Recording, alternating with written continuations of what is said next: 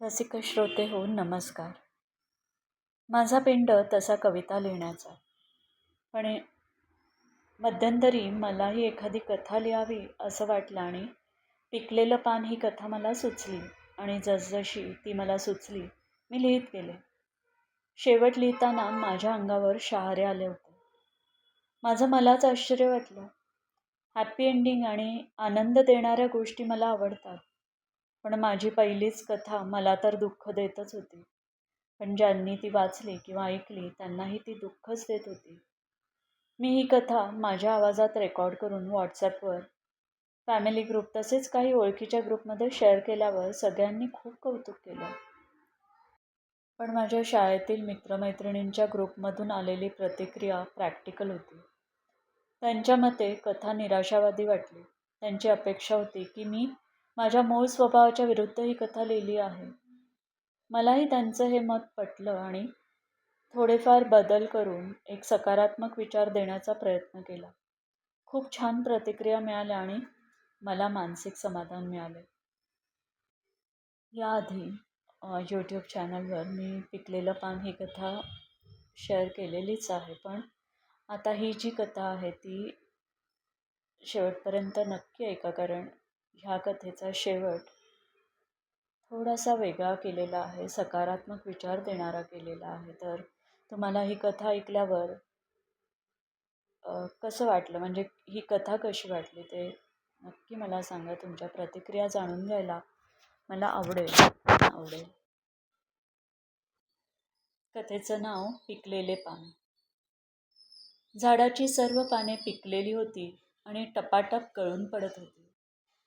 जानकी दचकून जागी झाली. पहाटे 5चा अलार्म वाजत होता.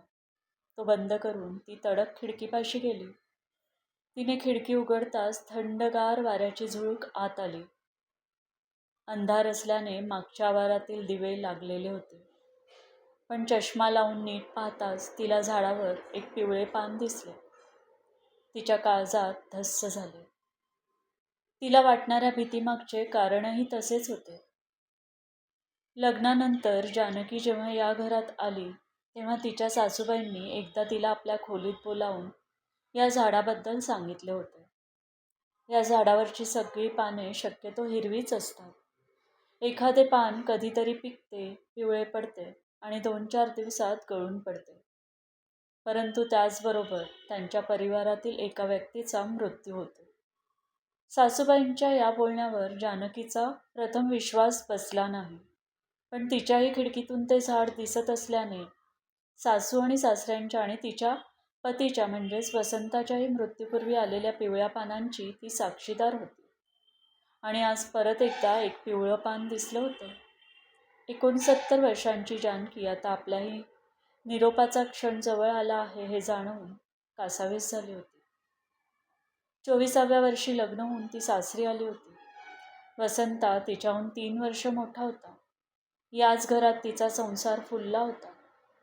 ऐन तारुण्यातली स्पर्शातली हुरहुर ते 50शी नंतरच्या स्पर्शातली आश्वासकता इथपर्यंतचा त्यांचा अतिशय हेवा वाटावा असा प्रवास होता. त्यांच्या संसारातील सागर व पल्लवी या 2 अपत्यांची जोड ही परमेश्वराची असीम कृपाच होती.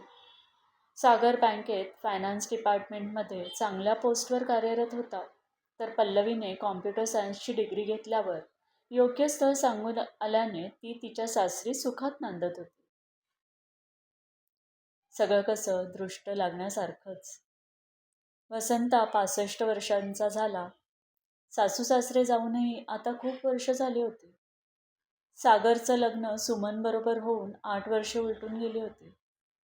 अनघा व अन्वी अशा अनुक्रमे 6 व 4 वर्षांच्या 2 नाती होत्या. पल्लवीलाही मायरा व राया अशी एक मुलगी व एक मुलगा अशी 2 अपत्ये होती. अशी एकूण 4 नातवंडे असल्याने दिवसांमागून दिवस आनंदात सरत होते. वसंता व जानकी रिटायर्ड होऊन भरघोस पेन्शन मिळत असल्याने समाधानाच्या परमोच्च शिखरावर असल्यासारखे या बोनस आयुष्याचा आनंद घेत होते. अशातच एकदा तिला झाडावर एक पिकलेले पान दिसले आणि पुढच्या 2 दिवसात छातीत दुखण्याचं निमित्त होऊन वसंता परतीच्या प्रवासाला निघून गेला होता. आणि 7 वर्षानंतर आज परत एक पिवळे पान दिसले होते. तिच्या मनाची घालमेल सुरू झाली. सकाळी सर्व आटोपून तिने योगा क्लासला जायची तयारी केली. तेवढ्यात तिचा फोन वाजला. अनुचा फोन होता. अनु, तिची धाकटी बहीण आणि तिची लहान जाऊ. हो, 2च वर्षांनी लहान असलेली तिची बहीण अगदी जीवाला जीव लावणाऱ्या या दोघींना एकाच घरातून स्थळ सांगून आलेलं. त्यामुळे वसंताच्या धाकट्या भावाची म्हणजेच धनंजयची ती बायको होती. धनंजयने स्वकमाईने घेतलेल्या घरात, पण जानकीच्या घरापासून 5 ते 6 किलोमीटरच्या अंतरावर त्यांचं घर असल्याने सासू सासरे अधूनमधून त्या मुलाकडेही राहायला जायचे. महत्त्वाचे सण समारंभ दोन्ही कुटुंबे एकत्र येऊन जानकी राहत होती त्या घरातच साजरे व्हायचे. दुरावा असा कधी जाणवलाच नाही. सागर व पल्लवी अनुला माकू अशी हाक मारायचे. माकू म्हणजे मावशी काकूचा शॉर्ट फॉर्म.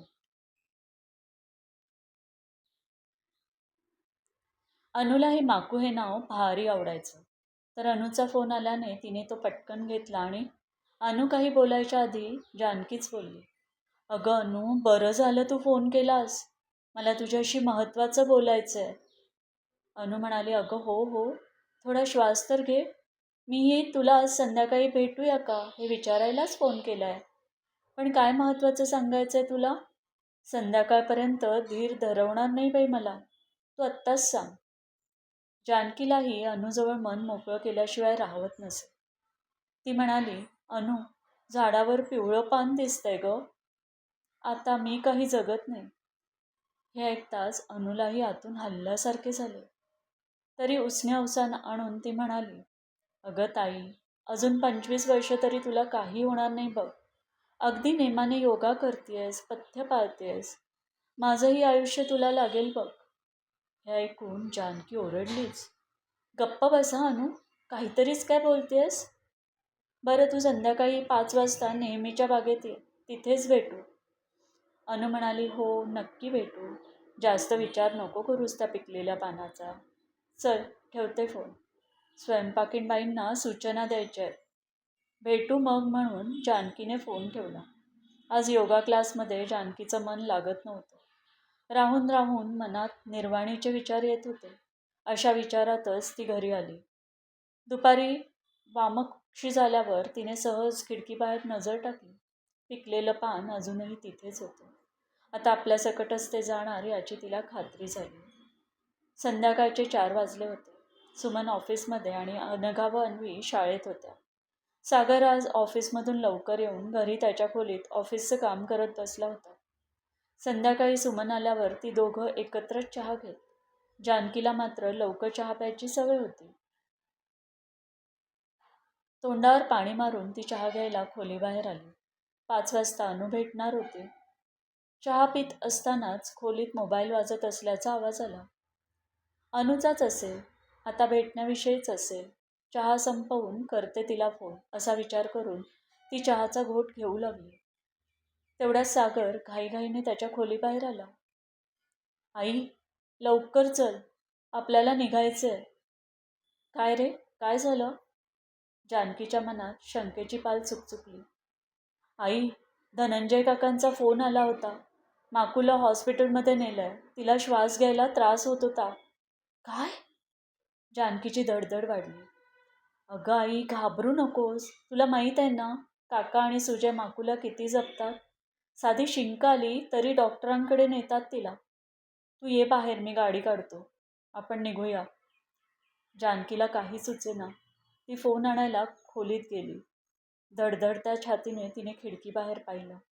पिकलेलं पान गळून पडलं होतं. तिच्या पायाखालची जमीनच सरकली. ती लगबगीने गाडीत बसली. तिच्या मनात सारखे नकारात्मक विचार येत होते. अनुचे शब्द तिच्या कानात घुमत होते. माझंही आयुष्य तुला लागेल बघ. मनातल्या मनात ती देवाला विनवणी करीत होती. देवा, माझ्या अनुला सुखरूप ठेव. देवा, सुखरूप ठेव. माझं आयुष्य तिला दे, पण तिला सुखरूप असू देत देवा. गाडी हॉस्पिटलच्या आवारात पोहोचली. दोघेही हॉस्पिटलमधील रिसेप्शनिस्टला विचारून एका प्रायव्हेट वॉर्डच्या दिशेने गेले. तिथे वॉर्ड बाहेर मयुरी म्हणजेच अनुची सून उभी होती.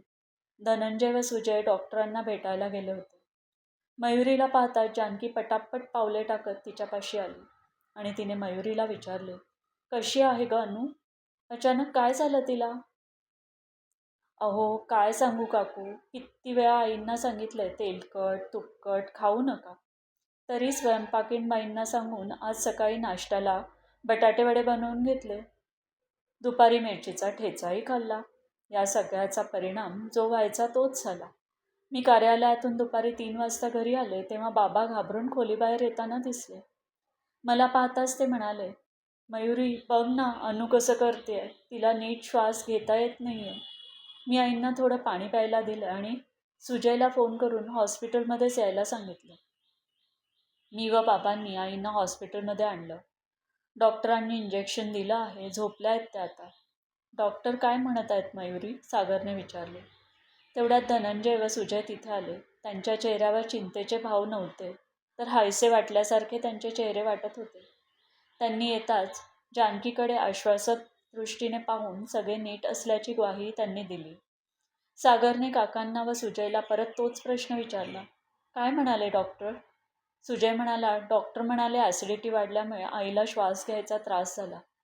खाण्यामध्ये अपथ्य झाल्याने असं झालं असं डॉक्टर म्हणाले. धनंजय म्हणाला, खूप घाबरून गेलो होतो रे मी. वाटलं अनुला गमावून बसतो की काय मी. तेवढ्यात जानकी म्हणाली, भाऊजी तुम्ही असं नका बोलू. अनुला काही होणार नाही. बरं आता डिस्चार्ज कधी देणार आहेत तिला? अजून 1 तास अंडर ऑब्झर्वेशन ठेवून घरी सोडणार आहेत, सुजय म्हणाला. भाऊजी अनुला मी थोडे दिवस माझ्याकडे नेईन म्हणते. तुम्ही दोघांनीही आता पथ्याकडे लक्ष दिले पाहिजे. या गोष्टीकडे मी आता कटाक्षाने लक्ष देणार आहे. हो वहिनी, आजच्या या घटनेनंतर मलाही पथ्याचं महत्त्व समजलंय. आता मात्र तुमच्यासारखे आम्हीही योगा क्लास जॉईन करणार आहोत आणि जेवणात सुद्धा पथ्य पाणी करणार आहोत. हे ऐकताच सुजय व मयुरीच्या चेहऱ्यावर समाधानाचं हसू पसरलं. जानकी, अनु व सागर घरी आले. घरी सुमन व मुली या सर्वांची वाटच बघत होते. सागरने आधीच फोनवरून सुमनला जे घडलं त्याची कल्पना दिली होती. तिने सगळ्यांसाठी वरण भात व मेथकूट असा साध्या आहाराचा बेत केला होता. गरम गरम जेवून अनु व जानकी खोलीत आल्या. किती घाबरवलंस अनु आज? मला वाटलं. जानकी बोलता बोलता थांबली. अनु म्हणाली, काय वाटलं? की मी तुम्हा सगळ्यांना सोडून जाणार असं? जानकी परत तिला ओरडली, गप्प बस ग अनु, परत कधी कधी असं बोलू नकोस. हो ग बाई, नाही बोलणार. पण तू आता तरी ते पिकलेल्या पानाचं खूळ डोक्यातून काढलंस की अजून तोच विचार करतेस? नाही ग अनु, खरंच ते खूळच होतं बघ. सासूबाईंनी सांगितलं आणि त्याच दृष्टिकोनातून मी या झाडाकडे बघितलं. खरं तर हा सदाबहार जातीचा वृक्ष आहे. या झाडाची पाने क्वचितच गळतात. वसंता गेल्यानंतर माझं या झाडाकडे कधी लक्षच नव्हतं. सतत स्वतःला कोणत्या ना कोणत्या चांगल्या कामात व्यग्र ठेवलेलं. त्या दरम्यान या झाडाची पाने पिकली असतील, गळलीही असतील. माझं लक्षही नव्हतं ग. पण त्या दिवशीच्या वाईट स्वप्नामुळे व नेमके त्याच दिवशी दिसलेल्या पिकलेल्या पानामुळे हा घोळ झाला. पुरोगामी विचारांची असूनही मरणाची भीती जशी प्रत्येकाला वाटते तशीच ती मलाही वाटली. पण आता या झाडाकडे बघण्याचा दृष्टिकोन बदललाय माझा.